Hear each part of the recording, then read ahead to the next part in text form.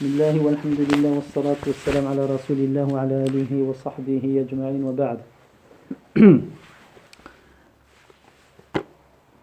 Donc, Cheikh Abdel Razzaq Al-Badr, Jazahullah khayra wa hafizah, dans son livre Comprendre les noms d'Allah, a intitulé le chapitre suivant de son livre Les noms d'Allah sont liés les uns aux autres. Voilà la traduction du titre. Et Cheikh explique, dans le cadre de l'explication des plus beaux noms, donc qui sont tous les noms d'Allah sont des plus beaux noms, il serait bon de souligner que dans le Coran et la Sunna, les noms d'Allah sont fréquemment rattachés les uns aux autres. Par exemple, on trouve As-Sami' al-Basir dans des versets dans le Coran. Wallahu huwa as-Sami' al-Basir, et Allah est celui qui voit et qui entend. Naam. D'accord? Et dans un autre verset, wa huwa al-Ghafur ar-Rahim, il est le pardonneur, le miséricordieux. Al-Ghani al-Hamid, le riche. Donc c'est dans le sens aussi de celui qui se passe de tout, et le glorifié, al-Hamid, le digne de louange. Naam. Donc également le bien informé, je dirais le Khabir, celui qui voit tout. As-Sami', le bien informé, celui qui voit tout. Le doux, le miséricordieux. Donc dans des versets qui se finissent comme ça, par l'association de noms. Le sage, l'omniscient. Al-Hakim al-Alim, le glorifié, le loué. Al-Aziz al-Hakim, le puissant, le sage. Al-Ali al-Azim, le très haut, le sublime. Le révélateur, l'omniscient. Le bienveillant, le bien informé. Le reconnaissant, l'indulgent. L'absoluteur, le pardonneur. Al-Afu al-Ghafour, le riche, le généreux, etc. Donc, il existe de nombreux exemples de ces noms associés dans des versets. Cheikh explique cela en disant: de toute évidence, cette adjonction renferme de sublimes sagesse. Ce n'est pas Allah Azza wa Jal qui met des noms comme ça pour conclure ces versets par des noms en mettant deux noms ensemble sans qu'il y ait des sagesses. Allah, il est Al-Hakim. D'accord?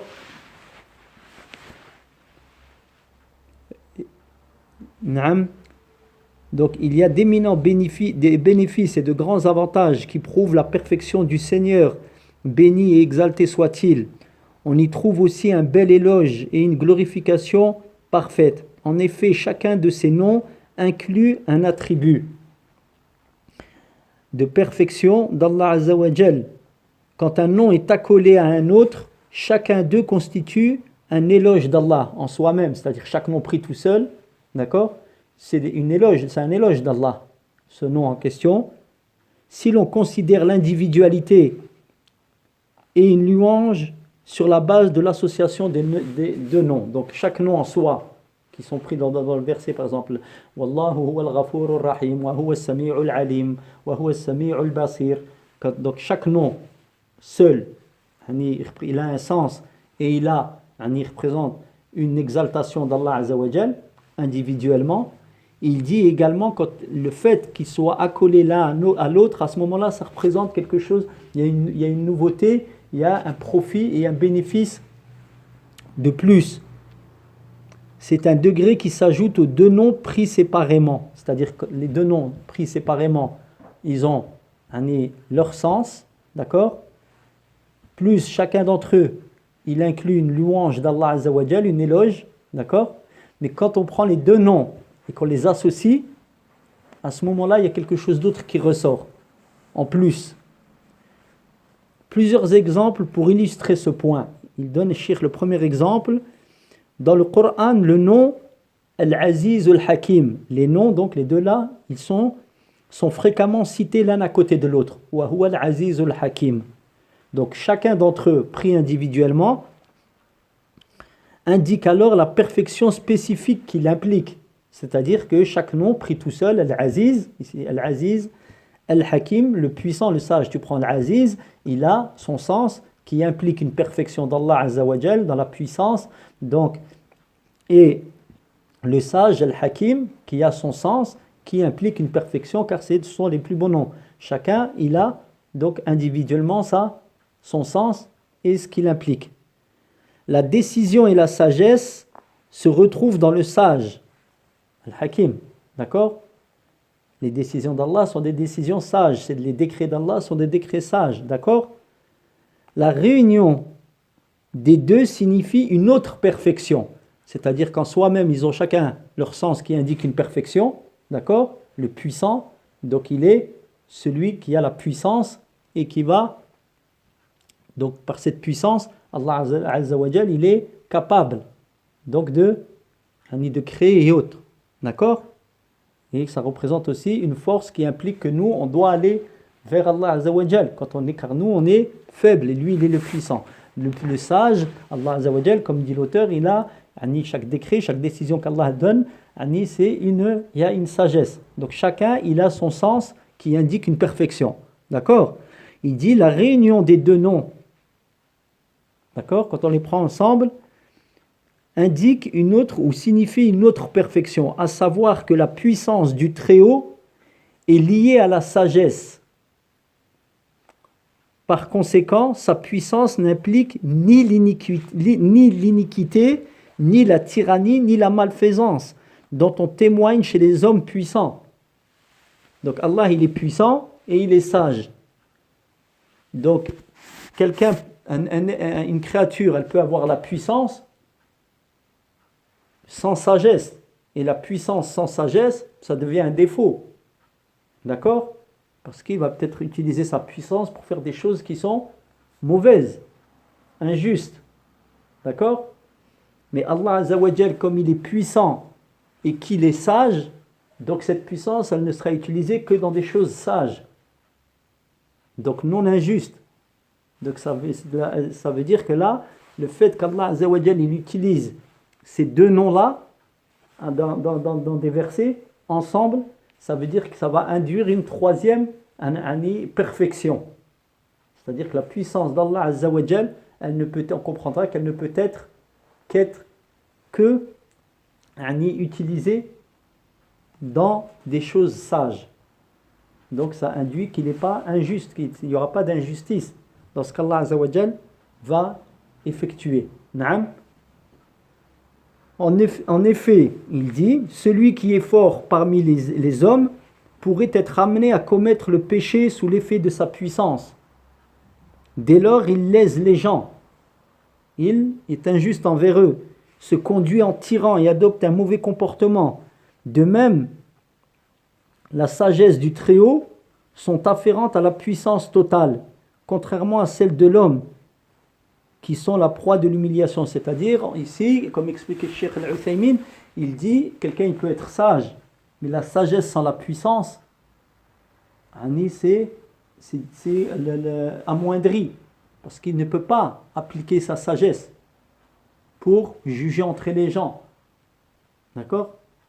Donc il n'a pas le moyen de mettre en application sa sagesse, ou alors c'est un champ très limité.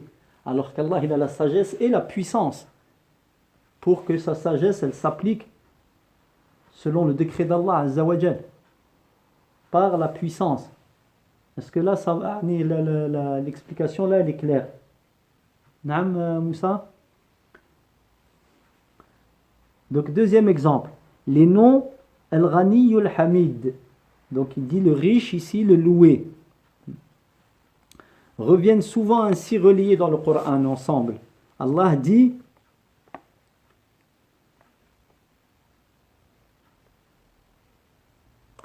c'est à Allah qu'appartient tout ce qui est dans les cieux et tout ce qui est sur la terre. En vérité, Allah est celui qui se suffit à lui-même et qui est le digne de louange. Et qui est le digne de louange. D'accord? Qui se suffit à lui-même, Al-Ghani, donc, et qui est digne de louange, Al-Hamid. Et Allah dit, ô homme, c'est vous les indigents qui avait besoin d'Allah alors qu'Allah est celui qui se suffit à lui-même et qui est le digne de louange. Ya ayyuhan nas antumul fuqara ila Allah wallahu huwa al-ghaniyyul hamid. Donc ici il marque Allah Azza wa Jal que l'homme est indigent, faible, pauvre à l'égard d'Allah Azza wa Jal, et Allah est lui celui qui se suffit à lui-même, le riche donc ici, et qui est le digne de louange. Et Allah dit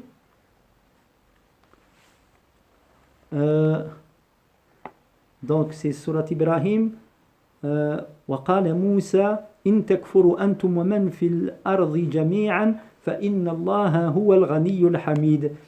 Et Moussa dit, seriez-vous infidèles si vous mécroyez tous, vous et tous ceux qui vivent sur la terre, sachez qu'Allah se suffit à lui-même et qu'il est digne de louange. Donc ici, le Cheikh explique, on est donc dans les deux noms, la sagesse de l'adjonction de Al-Ghani avec Al-Hamid, celui qui se suffit à lui-même, le riche, celui qui se passe de tout, et le digne de louange. Il dit, la richesse est un attribut de la perfection, tout comme la louange, donc pris individuellement, d'accord? L'association des deux produit un autre type de perfection. Ainsi, c'est un éloge eu égard à sa richesse, un autre compliment pour sa louange, et un troisième type dû à la réunion des deux. Par exemple, si quelqu'un remercie Allah pour sa faveur et fait son éloge pour son bienfait et son don, c'est qu'il, Allah Azza wa Jal, mérite la louange et l'éloge. Il est digne de louange dans ce monde et dans l'au-delà. La louange de ceux qui le louent et le remerciement de ceux qui sont reconnaissants n'ajoute rien à son royaume, parce qu'il est riche. Allah, il mérite la louange pour tout ce qu'il donne. Mais dans le même temps, Allah Azza wa Jal, il se passe. D'accord? Ça veut dire qu'Allah Azza wa Jal, il vous ordonne de le louer, mais qu'Allah, il se passe de votre louange, de votre adoration. D'accord? Il n'est pas dans le besoin de celle-ci. Et pourtant, il est digne de louange dans le bas monde et dans l'au-delà. Subhanahu wa ta'ala. L'obéissance de celui qui lui obéit ne lui est d'aucun profit à Allah. Et la désobéissance de celui qui lui désobéit ne lui nuit point. D'accord? Il se passe de tout. Donc il est Al-Ghani, il se passe de tout, et il est le digne de louange. On le loue, Allah Azza wa Jal, mais on doit avoir à l'esprit que ce n'est pas pour lui qu'on le loue. Car lui, il se passe de nous. Lui, il est Al-Ghani. Et dans le même temps, on l'adore, on le loue. D'accord? Allah dit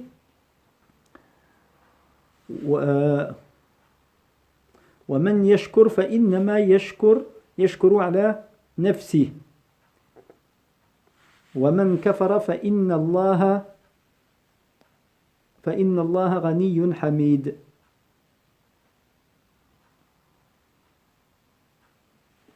Donc, car quiconque est reconnaissant, il est à son propre avantage. C'est pour lui-même qu'il est reconnaissant. D'accord? C'est à son avantage. Tandis que celui qui se montre ingrat, Allah se passera volontiers de sa gratitude. Car il est le seul digne de louange. Donc ici, voilà la sagesse qui sort de l'association des deux noms. Dans des versets où Allah il dit, il associe le nom de Al-Ghani Al-Hamid. Donc celui qui se passe de tout est le digne de louange.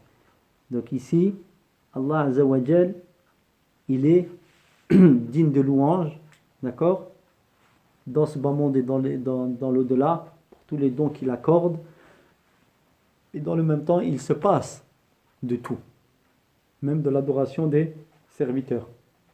Donc ici, il y a une sagesse dans l'association des deux noms, et pris individuellement, il représente une perfection également. Il donne un troisième exemple dans lequel il dit, dans la sourate Ash-Shu'ara, donc la sourate les poètes, le récit de chacun des prophètes avec son peuple se termine par, dans chaque fin de récit des prophètes, de chaque prophète avec son peuple dans la sourate, il dit à chaque fin d'histoire des prophètes, il dit, certes ton Seigneur est le tout puissant et le tout clément. wa huwa al-azizur rahim. Naam. Le tout-puissant, le clément. À chaque fin de l'histoire des prophètes, il dit cela Allah Azza wa Jal. Ceci prouve que la victoire, le soutien et la prééminence qu'Allah a décrété pour ses envoyés font partie de la miséricorde. D'accord? Donc il dit le puissant, le tout-puissant, le tout-clément. Donc Al-Aziz Ar-Rahim. Donc les prophètes, ils ont été envoyés avec le message de vérité, le message d'Allah Azza wa Jal, il passe et Allah il accorde la victoire à ses prophètes. D'accord? Donc il dit, ceci prouve que la victoire, le soutien et la prééminence qu'Allah a décrété pour ses envoyés font partie de la miséricorde qu'il leur a réservée. Il est celui qui les préserve, les soutient, les secours et leur vient en aide. Donc c'est ça la sagesse du nom Ar-Rahim, à la fin des récits des prophètes, dans cette sourate. Et à quel nom il est associé? Le Al-Aziz, le Tout-Puissant, voilà. Il dit, en revanche, quand ils laissent leurs ennemis dans l'abandon et la privation, les châtie et les punit, cela relève des effets de sa puissance. Ainsi, il donne la victoire à ses messagers par sa miséricorde et se venge de leurs ennemis en les abandonnant par sa puissance. Par conséquent, la mention de ces deux noms juxtaposés dans ce contexte est fort pertinente et dénote une extrême sagesse. Donc il y a une hikmah à chaque fois l'association des noms d'Allah Azza wa Jal à des moments, à des versets, dans des versets. Cela est le fruit d'une sagesse d'Allah Azza wa Jal. En quatrième exemple, il dit Al-Aziz al-Alim, le puissant, l'omniscient. Donc l'omniscient, celui qui sait tout. Sont deux noms qui se répètent ainsi et sont reliés dans le Coran. On les retrouve lorsque le Seigneur évoque les corps célestes en rapport avec l'éclatement de l'aube. Donc, éclatement de l'aube, apparition de l'aube, donc le calme de la nuit, le parcours du soleil et de la lune, selon un compute qu'il n'outrepasse pas, ainsi que l'embellissement du ciel le plus rapproché par les étoiles et son gardiennage. Par exemple, Allah dit dans le Coran, dans Surat Al-An'am, c'est lui qui fait éclore l'aurore, qui fait de la nuit une phase de repos, du soleil et de la lune une mesure du temps, tel est l'arrêt, donc le décret du Tout-Puissant, l'Omniscient.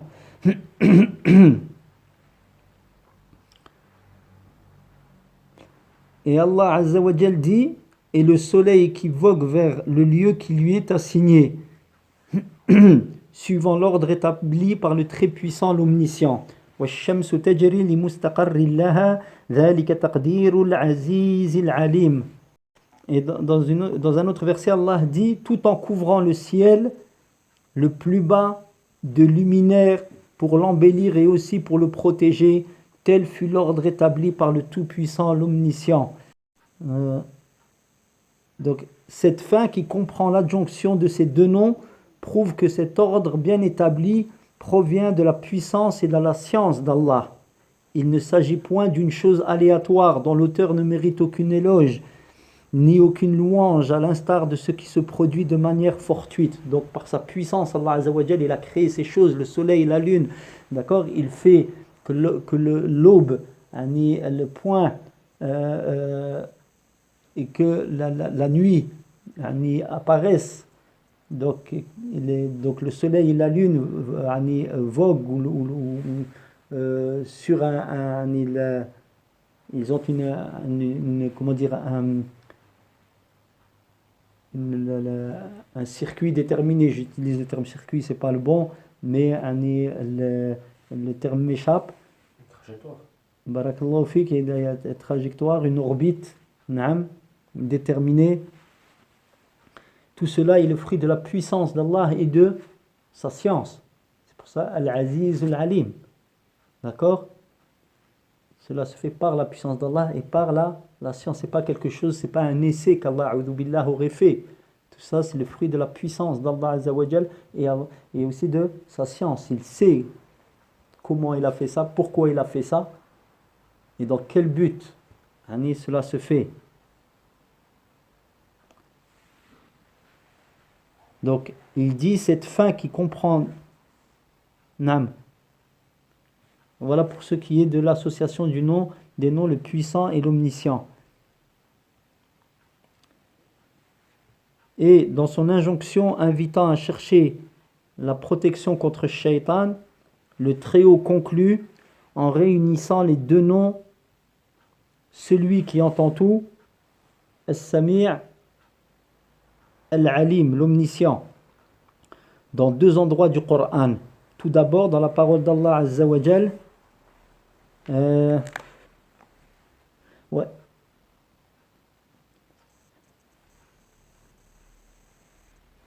وإما أن ينزغنك من الشيطان نزغ فاستعذ بالله إنه هو السميع العليم. Et si le démon t'incite au mal, recherche refuge auprès d'Allah car il est voyant, donc il est celui qui entend, et omniscient, celui qui a la science. Ensuite dans le verset, et si le démon t'incite au mal, cherche refuge auprès d'Allah, car il entend tout et est omniscient. Donc dans le même sens, le même verset, dans une autre sourate. Par contre, dans le verset exhortant à se protéger contre le mal de l'être humain, le Très-Haut termine avec As-Sami' Al-Basir. Alors que contre Shaitan, il dit As-Sami' Al-Alim. D'accord? Mais quand on recherche protection contre l'être humain, le mal de l'être humain, c'est As-Sami' Al-Basir. Allah Azza wa Jal dit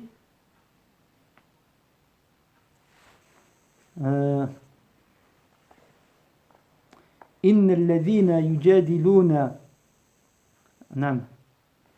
fi ayati Allahi bighayri ilmin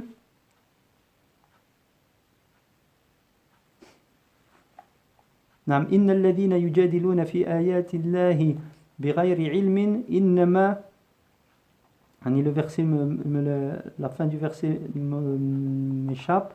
En vérité, ceux qui sans aucune preuve discutent les versets d'Allah n'agissent que par ambition qu'ils ne pourront jamais satisfaire. Implore donc la protection d'Allah car il entend et voit tout. إن الذين يجادلون في آيات الله بغير علم أتاهم إن في صدورهم إلا كبر ما هم ببالغي فاستعذ بالله إنه هو السميع البصير. Donc, en vérité, ceux qui sans aucune preuve discutent des versets d'Allah n'agissent que par une ambition qu'ils ne pourront jamais satisfaire.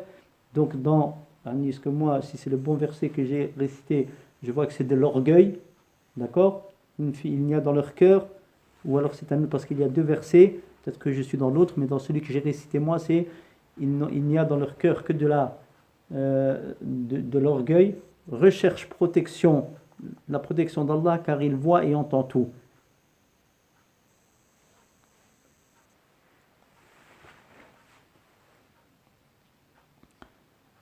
Ainsi, dans le cas de Shaitan, dont nous connaissons la présence sans pour autant le voir, on connaît la présence sans le voir, le verset finit avec As-Sami' Al-Alim.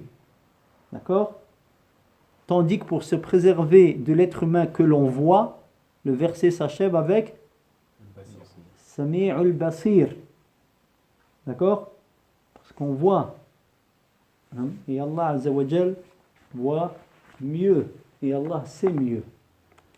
Parce que les actes humains sont visibles à l'œil nu. En revanche, l'inspiration de Shaitan, consistant en des suggestions et des idées qu'il suscite dans le cœur, est liée à la connaissance. Donc Allah, il évoque ici sa qualité de connaissance. Et dans les actes visibles des êtres humains, il parle de qualité de vision. basir. Naam. Dans l'exemple suivant, il dit, certains versets finissent avec Allah est omniscient et sa faveur est immense.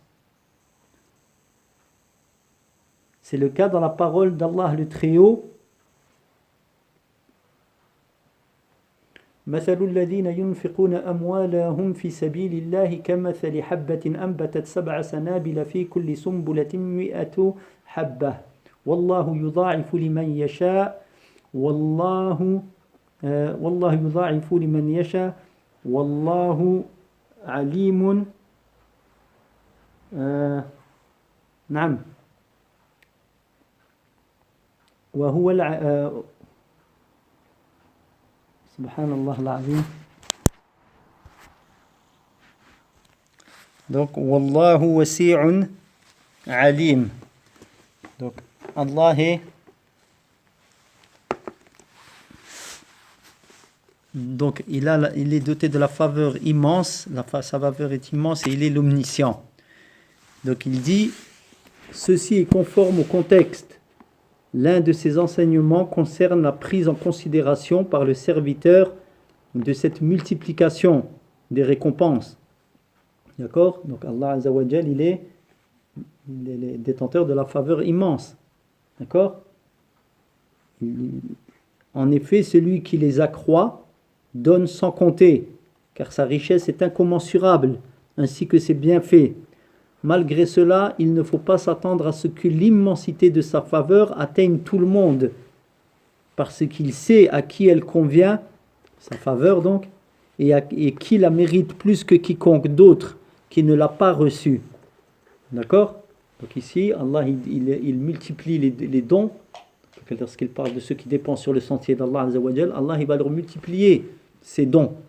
D'accord? Comme l'exemple est cité dans le verset. Donc c'est bien, s'il est adéquat d'évoquer ici le nom de celui qui a la faveur immense, al-wasi'. Et al-alim, parce qu'il sait qui mérite cela, cette faveur, et qui ne l'aura pas, ne la mérite pas. Donc dans un autre verset, Allah Azza wa Jal dit yu'ti al-hikmata man yasha wa huwa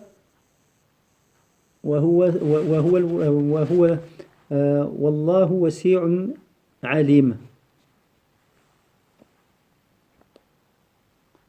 Ou alors والله يؤتي الحكمة نعم والله يؤتي ملكه عفوا والله يؤتي ملكه من يشاء والله واسع عليم. Donc voilà ici la sagesse de l'adjonction de Al-Wasi', le nom Allah, Al-Wasi' Al-Alim.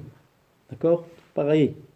Là, il sait pourquoi il va donner la royauté, d'accord, à un tel et pas à un tel. Naam, il le sait. Donc il y a une sagesse derrière tout cela. D'accord? Et il donne cette faveur à qui il veut. Ça ne veut pas dire que ça va être un avantage pour qui va la recevoir. Il se peut très bien qu'il va la recevoir, c'est celui qui va recevoir le pouvoir, et il va en faire n'importe quoi. Lakin Allah, par sa science, il sait pourquoi il l'a donné à un tel et pas à un tel.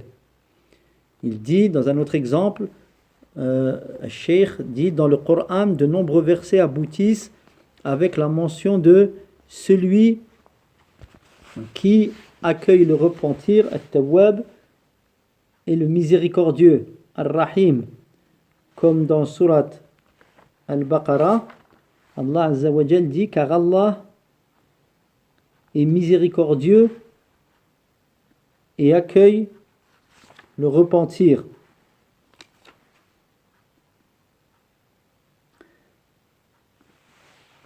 Innahu huwa at-tawwabur rahim.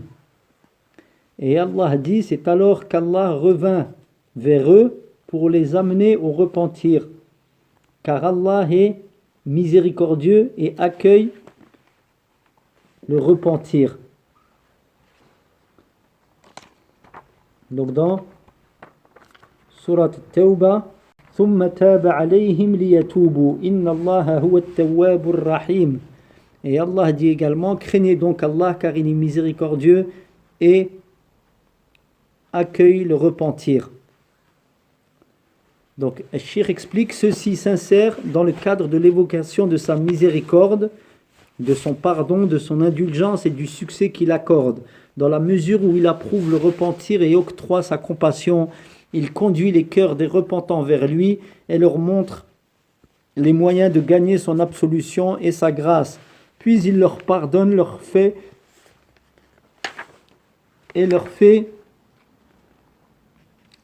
donc miséricorde.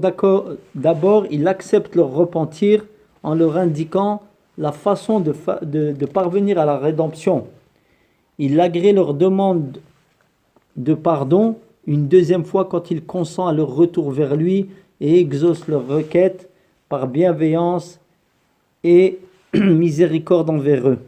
Donc Allah Azza wa Jal, ici, la sagesse de l'adjonction, ou plutôt donc de l'association de ces deux noms ici, et qu'Allah Azza wa Jal, donc il accueille le miséricordieux, et c'est par un bienfait de sa part.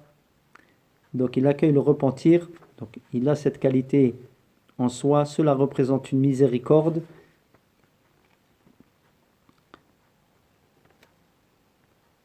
Et c'est par une miséricorde de sa part qu'il les a guidés vers le repentir. Ils se sont repentis par miséricorde d'Allah Azza wa Jal, par la miséricorde d'Allah qui les a guidés vers le repentir. Donc le dernier exemple qu'il donne, Cheikh, c'est des versets du Coran prennent fin avec la mention des raisons de la miséricorde et celle de la punition, en associant le nom de pardonneur et miséricordieux. Ce procédé indique que le Tout-Puissant détient une immense faveur et que sa miséricorde précède son courroux. C'est celle-ci qui prédomine et c'est vers elle que se retourne quiconque trouve en lui-même la moindre cause de miséricorde. Il s'agit là d'un vaste chapitre pour celui qui veut réfléchir et méditer. Allah seul est le garant du succès. Donc Allah Azza wa Jal, ici, je répète ce qui a été traduit, donc des versets du Coran prennent fin avec la mention des raisons de la miséricorde et celle de la punition. D'accord ? Pourquoi est-ce qu'Allah il fait miséricorde? Pourquoi il punit? Et à la fin, il finit avec le nom, les pardonneurs et les miséricordieux. Pourquoi ici ces deux noms? Ce procédé indique que le Tout-Puissant détient une immense faveur et que sa miséricorde précède son courroux. Même ceux qui, quand il parle de son châtiment, c'est pour faire revenir les gens. D'accord? La punition, c'est pour que les gens puissent revenir. Parce qu'Allah, il leur dit, Allah, il est pardonneur et miséricordieux. Revenez donc vers Allah Azza wa Jal et ne restez pas dans les actes qui risquent de vous faire encourir le châtiment d'Allah Azza wa Jal et sa punition. Donc c'est la miséricorde d'Allah, le pardon d'Allah qui prédomine et c'est vers elle que se retourne quiconque trouve en lui-même donc la moindre cause qu'il pourra lui faire atteindre la miséricorde d'Allah Azza wa Jal, et il va là utiliser cela pour revenir vers Allah Azza wa Jal afin de ne pas désespérer, afin qu'ils ne disent pas je suis perdu, Allah ne me pardonnera pas. Là, Allah il pardonne si on revient vers lui, et c'est par un effet de sa miséricorde, comme on l'a vu, qu'on revient vers Allah. Wallahu ta'ala a'lam. Ainsi se clôture ce chapitre.